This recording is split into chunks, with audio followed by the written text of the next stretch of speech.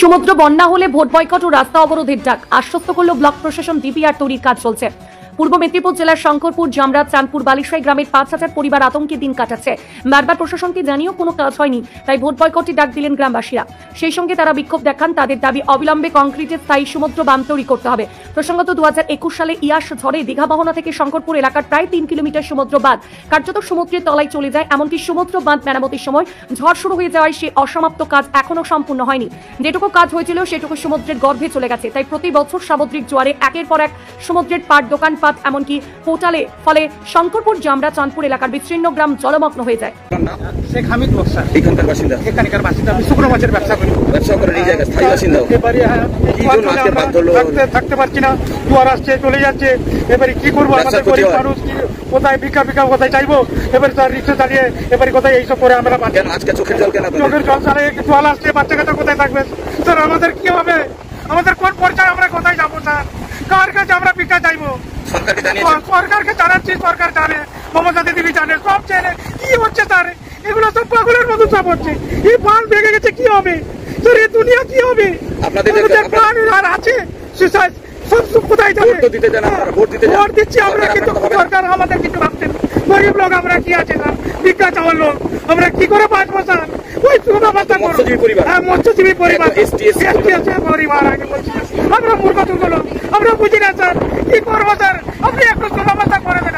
মুখ্যমন্ত্রীর কাছে দাবি দিচ্ছি স্যার, একটু দিদিমণি দেখুন, দিদিভাই একটু দেখুন স্যার, সবার দিকে দেখুন, একটু চিন্তা করে স্যার। কি করবো স্যার? আর কত বাল বাচ্চা আমার থাকবে না স্যার? সবাই যদি এরকম হয়, কার খাবে, কোথায় চাইবে? এবারে কোথায় বাঁধ যদি দেওয়া হবে স্যার, সবার জীবিকা চলে যাবে স্যার। আপনাদেরকে বলছি স্যার, একটু সুব্যবস্থা করুন, অনুরোধ করে বলছি স্যার। বর্তমান সরকার মাননীয় মুখ্যমন্ত্রী শ্রীমতী মমতা বন্দ্যোপাধ্যায় পশ্চিমবঙ্গ সরকারের পক্ষ থেকে আপ টু দীঘা বর্ডার থেকে আমাদের রামনগর 1 নং ব্লক অন্তর্ভুক্ত তাজপুর পর্যন্ত মেরিন ড্রাইভ থেকে সি সাইডও সেটা বাঁধ দেওয়ার ব্যবস্থা করেছেন। আমাদের মোহানা থেকে শঙ্করপুর যে 3 কিলোমিটার রয়েছে এবং আপনাদের জলদা থেকে আপ টু তাজপুর পর্যন্ত যেটা বাকি আছে, তার জন্য সরকার ডিপিআর তৈরি করছেন। সেটাকে তৈরি করার পরে সেটাকে যাতে সমুদ্র বাঁধ তৈরি করা হয় এবং মানুষের কোনো অসুবিধার সৃষ্টি না হয়, বিপদগামী না হতে পারে। প্রাকৃতিক দুর্যোগ হোক, প্রবল বৃষ্টি হোক, সমুদ্র উত্তাল হোক, সেই ধরনের উদ্যোগ কিন্তু পশ্চিমবঙ্গ সরকারের মাননীয় মুখ্যমন্ত্রী গ্রহণ করেছে। তার জন্য প্রপোজাল আমাদের গেছে। তার সঙ্গে সেই সঙ্গে ইরিগেশন ডিপার্টমেন্ট ডিপিআর তৈরি করছেন। পরবর্তীকালে নিশ্চিত সেটাকে বাস্তবে রূপায়িত হবে। এটি নিয়ে মানুষকে চিন্তা করার দরকার নেই, ভয় করার দরকার নেই। সরকার সঙ্গে রয়েছেন, সাথে রয়েছেন, মানুষের যাতে কোনো অসুবিধার সম্মুখীন হয় তার জন্য প্রচেষ্টা করছে পশ্চিমবঙ্গ সরকার। দাদা, সামনে যেহেতু বর্ষাকাল, এবারে কি সেটা কি সম্ভব? কারণ বর্ষাকালে তার আতঙ্কের মধ্যে এই মুহূর্তে সম্ভব নয়। কয়েকশো কোটি টাকার ব্যাপার আছে, যেখানে আপনারা সবাই উপলব্ধি করতে পারতেন। সরকারের এই কাজ করতে গেলে যে অর্থের প্রয়োজন আপনারা সবাই জানেন। কেন্দ্র সরকারের কাছ থেকে আমরা যে জিএসটি পাই, সেই টাকা দীর্ঘদিন ধরে ধরুন আমাদের টাকা বন্ধ আছে, 1,60,000 কোটি টাকা। এবং সেই ক্ষেত্রে আমাদের কেন্দ্রের একটা বিমাতৃষ্ণ মনোভাব সবসময় রাজ্য সরকারের পক্ষে। সেই ক্ষেত্রে রাজ্য সরকার চেষ্টা করছে সারা বাংলায় প্রতিটা ক্ষেত্রে উন্নয়নকে আরও গতিশীল করে মানুষের সঙ্গে থেকে, মানুষের সাথে থেকে যাতে কোনো রকম বিপদ না ঘটে তার জন্য নিশ্চিত চেষ্টা করছে এবং সেটা নিশ্চিত বাস্তবে রূপায়িত হবে। এত কাজ হওয়ার পরে নিশ্চয়ই ওটাকে বাস্তবে রূপায়িত হবে, এই নিয়ে কোনো ভাবনার দরকার নেই। মানুষ সেটা জানে এবং পরপর সেটা হচ্ছে। ঘরবাড়ি ছেড়ে আশ্রয় নিতে হয় উঁচু জায়গায়। প্রশাসনকে জানিয়ে তেমন কোনো কাজ হয়নি, তাই বিক্ষোভে নামে গ্রামবাসীরা। তাদের দাবি অবিলম্বে এই অসমাপ্ত কাজ এবং স্থায়ী কংক্রিটের বাঁধ গড়ে তোলা হোক শঙ্করপুর এলাকায়। শুধু এলাকার বাসিন্দা নয়, ওই এলাকার কয়েক হাজার মৎস্যজীবী ও জীবিকা নির্বাহ করেন এই মৎস্য বন্ধের উপরে।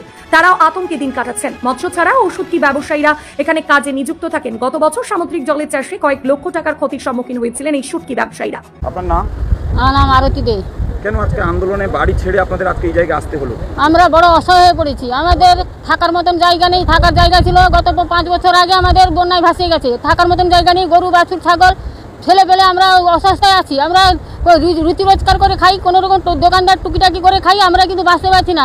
এই ঝড় এলো, এই তুফান হলো, এই বন্যা এলো, এই চাল বাল যা ছিল গুছিয়ে গেছে, পুটুলি নিয়ে কোথায় যাবো খুঁজে পাচ্ছি না। আমরা বাঁচবো কি করে?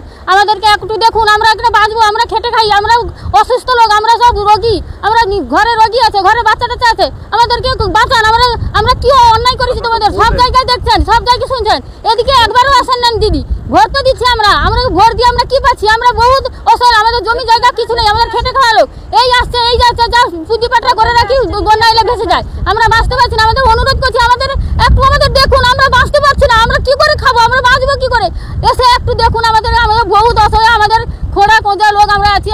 চাই, দুদিনে 4 দিনে বয়কট করতে বাধ্য হবো আমরা। ভোট দেওয়ার পর তোমাদের দেখা নেই, সাক্ষাৎ নেই, কিছু নেই।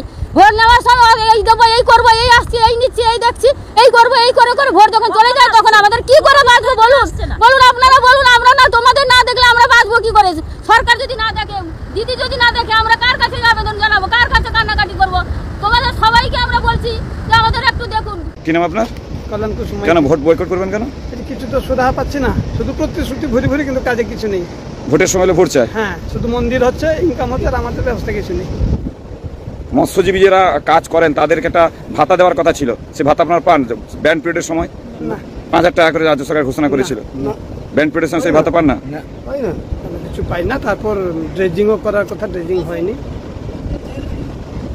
কি করবেন ভাবছেন? এবছর ভোট দিতে যাবেন না তাহলে? না, আর দিয়ে কি হবে স্যার, এমনি আছি, ভালো আছি, এই ধরে আছি, গাজুয়া কাছি। হ্যাঁ, ভোট দিয়ে কি করবো? রাত্রে দৌড়াদৌড়ি মারামারি করে ভোটে জিতাবো? আপনি তো কোথায় কি করছেন? যখন জোয়ার আসে তখন কিভাবে থাকেন আপনার রাত্রেবেলা? খুব চিন্তা থাকতে হয়, ঘর হয়তো ভেঙে যেতে পারে, আতঙ্কে সবসময় থাকতে হয়। এলাকার বাসিন্দা তথা প্রাক্তন বিধায়ক তথা মৎস্যজীবী নেতা স্বদেশ নায়ক বলেন, আমরা যতটুকু জানতে পেরেছি 2021 সালে কাজ হওয়ার সময় ঝড়ে সেই বাঁধ কার্যত বিপর্যস্ত। এখনো পর্যন্ত মেরামতির তেমন কোনো ব্যবস্থা গ্রহণ করা হয়নি, তবে অসমর্থিত সূত্রের খবর এই বাঁধ পরিকল্পনার জন্য প্রয়োজনীয় ব্যবস্থা গ্রহণ করা হচ্ছে বলে জানতে পেরেছে। স্বদেশবাবু বলেন, এই মুহূর্তে স্থানীয় কংক্রিটের বাঁধ না হলেও আপৎকালীন এলাকাকে বাঁচাতে হলে কিছু ব্যবস্থা গ্রহণ করা প্রয়োজন। শুনুন, এই ব্যাপারটা নিয়ে আমরা ঊর্ধ্বতন কর্তৃপক্ষ প্লাস দিদিকে বলতে আমরা জানিয়েছিও, এবং এখানকার যারা সরকার পক্ষে লোক আছে তাদের আধিকারিক থাকতে বিভিন্ন লোককে বিভিন্ন সময়ে আমরা জানিয়েছি। ইয়াস ঝড়ে কিছুটা কাজ হয়েছিল, সবেমাত্র শুরু, সেটা ভেঙে যায়।